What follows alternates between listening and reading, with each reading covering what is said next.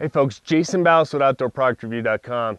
Hey, today we're going to be covering a trail camera from Spypoint. Now you guys have seen that I've done the trail cameras from Spypoint before, but this one this year is the HD-12. What sets this apart from other trail cameras is, you know, there's one big thing, and that's they have a remote sensor here.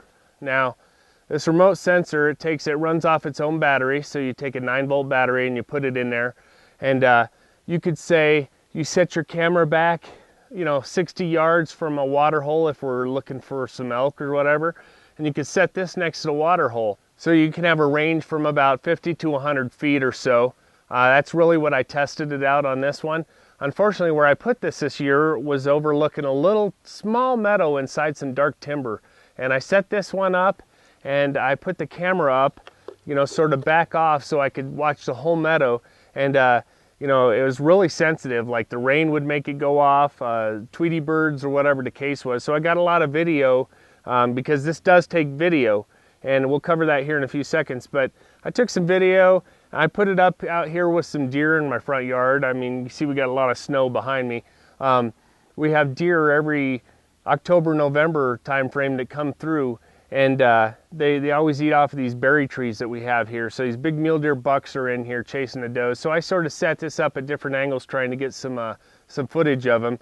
And we came up with some great looking deer. But the one thing that's great about this is you can, here's another idea for those of us who are, if you tree stand hunt or whatever, you could put this up in a tree facing down on a trail or something at an angle, set the receiver down on the tree, so remember before, when I had one of these before, they stole the inside of the camera. So you could have the camera up in a tree where it's real safe and then have this little device, the trigger device, set down on the trail, so when something comes through, it'll actually take a picture or video or whatever the case is. So that's a great product they have. They have a directional antenna. You could sort of set it up whichever way. You sort of want it pointing towards the camera itself, although I really didn't see a big difference, but that's what the instructions stated.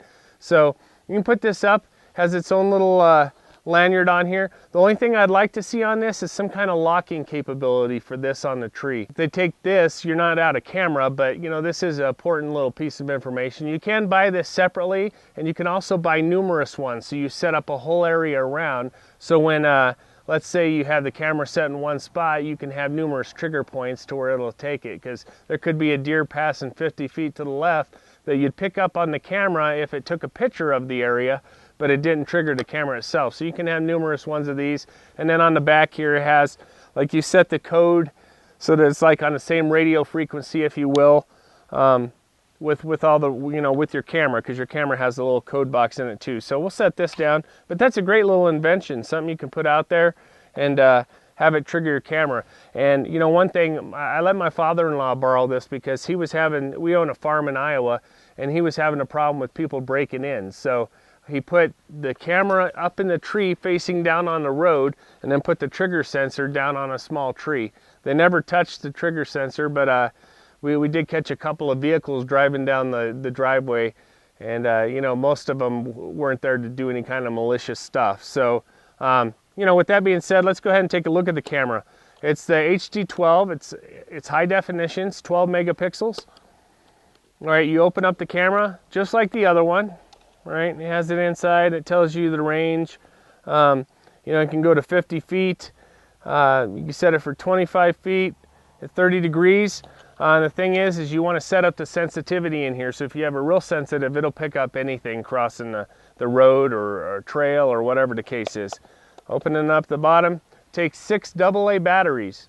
I've had these batteries in here since August. Now, one thing is I've had this camera for a little bit, but I really like to get a look at how the camera performs. Instead of just, get a camera and review it. That doesn't really show you guys something. I want you guys to look at it in depth and say, I've had this thing out there for a while.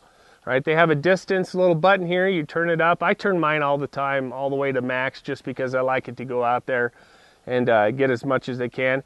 They have a USB here. Let me show you. This whole camera pulls out of your case.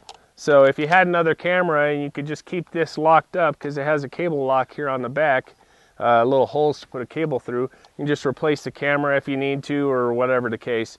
Me, I just take an extra card and I take the card out there and trade it out. But you know, the case just made of plastic. The one thing is I'd like to say is you know, you have to have 2 locks with this if you want to make sure it's secure. You have to have a lock going through the middle part here to hold it closed, and then also the cable lock to the tree. I'd like to see them come up with some kind of way, like some other companies do, where you could take the cable and it runs in there and then it comes over like a groove on the camera so you can't open the camera.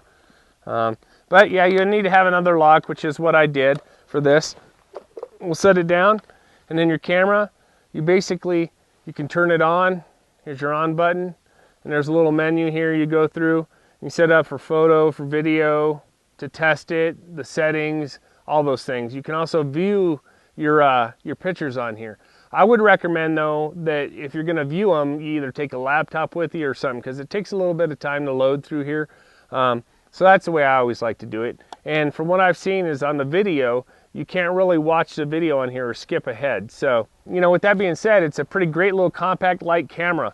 You know, the video that we took on there, and here's one more thing on here, it's really great. Let me show you the case. On the bottom of the case, it has a bunch of rubber places here.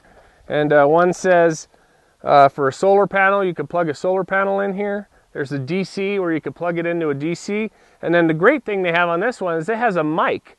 So you open this up, and on the bottom here, there's a little tube that has a microphone for your video. So when you're taking a video, say if you're out there and you're hunting in Colorado and you want to hear if the elk are bugling, or heck, even if the turkeys are gobbling, this thing will go ahead and record the sound along with the video, which makes it really nice, because you can, you know, there might be a gobbler off to the right or an elk off to the right bugling, and a cow's in the middle.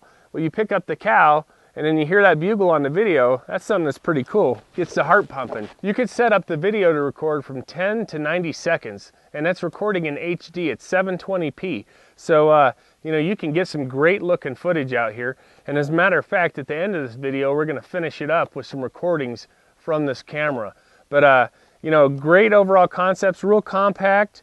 It has the date, the time, the temp on there.